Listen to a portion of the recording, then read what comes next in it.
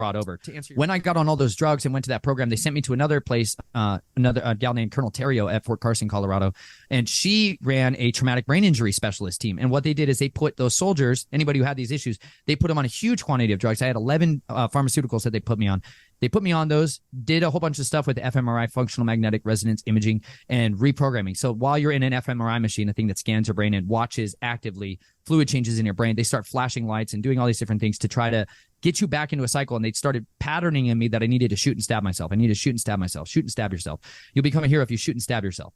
And so literally that's what I did. Thanksgiving morning, like my entire family went to Lake Havasu City to go be with my grandfather and do their little filthy stuff down there with him. I stayed back because I lied to them and told them I had military drill. And when I stayed back, I threw a huge party at my parents' house. And then the next morning I cleaned the house up and shot and stabbed myself multiple times. And literally began to bleed out to death on the back of my patio's, my parents' basement.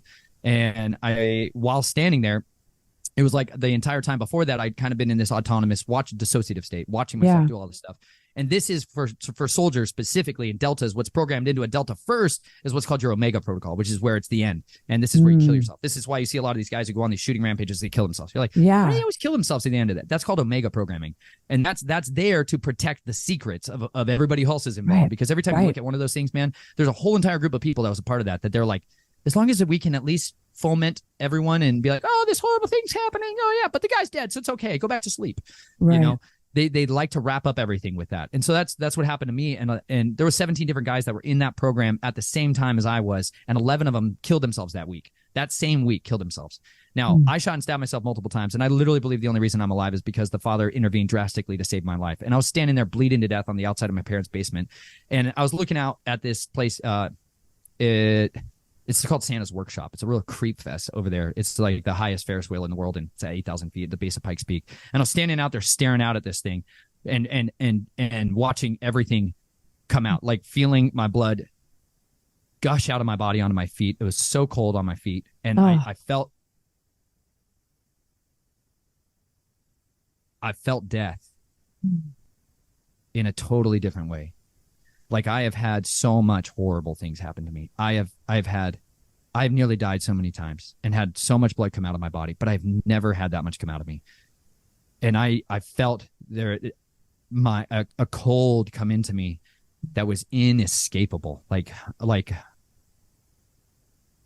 it's a finality. Like you could never warm up again. And I felt this fiery hot blood landing all over my feet. And I'm looking out over this valley and seeing death come for me. Like I had been in this covenant with death from the days of my youth. Like the first time I ever killed a man, so now 6 years old, and they did this filthy ritual with this guy that they kind of dressed up like Jesus and tortured people. And then they gave us the opportunity to kill him, just kill that guy. And like, I got possessed by death when I did. So confused, thinking it's not real, not knowing what's happening, and finally thinking I'm getting vengeance and killing this guy. And I got possessed with death, and I got into this covenant with this kingdom that I could not get away from. Like I couldn't get out. People are like, how does it still happen? Like, why didn't you say anything? You like, because they kill people, they torture them. They're like, you see what we're doing to her right now? You see what we're doing to her? We're going to do that to your sister. Wow. And we're going to do that to your sister if you talk about these things. And you're just like, your power. They make you think you're powerless to stop it. Yeah. They convince you so brilliantly that you could never escape. And so when I finally saw death come, this prince of darkness, come to harvest me, come to have me for eternity, I knew it was over. I knew I was on. And I just sat there ready.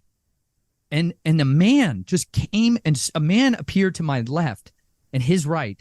And he stood in between him and me. He just stood between him and me. And he said, "He is mine. You cannot have him." And I saw fear come over death's face. I saw his face be filled with fear. And he turned and left. He turned and left. I never saw the face of this man, but I knew that was the word of Elohim, the word of God. I knew that was the Son of Righteousness. I knew that was the truth embodied on this earth. I knew that was my Redeemer.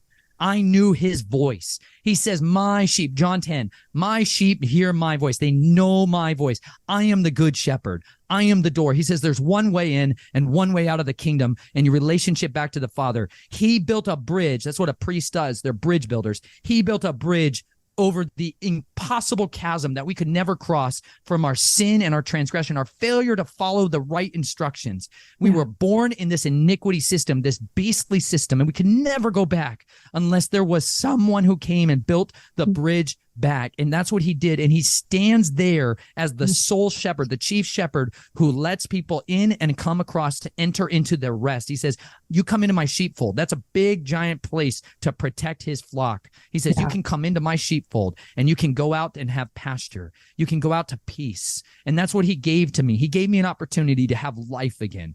And in that moment, I knew I was not destined for death, that I was destined for life. And if at any moment it was over, it should have been then. But he intervened for me.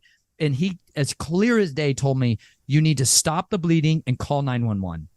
And so that's literally what I did. Because at the point, I literally was just standing there watching all this blood come out of me and in this total just dissociative omega state. And all of a sudden, it was like he gave me my mind back. Like it says to Nebuchadnezzar, for 7 years, he walked around like a lycanthropy, like a werewolf.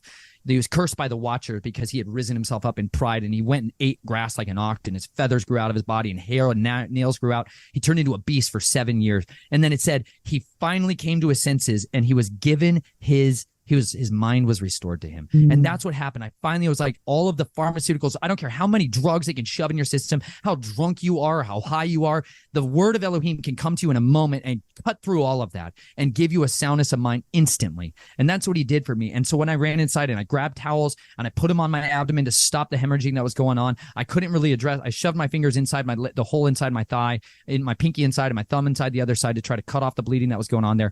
And I called 911 and I sat there in this chair, this little desk chair where I did homeschool and all this other stuff, sat there bleeding out and trying to get these people to come and help me, and just begging them to come and help me. And instead, they had an ambulance that got there. I believe within 14 minutes, the ambulance showed up at my door. And yet they sat there for 45 minutes waiting for me to die because that's what they were ordered to do.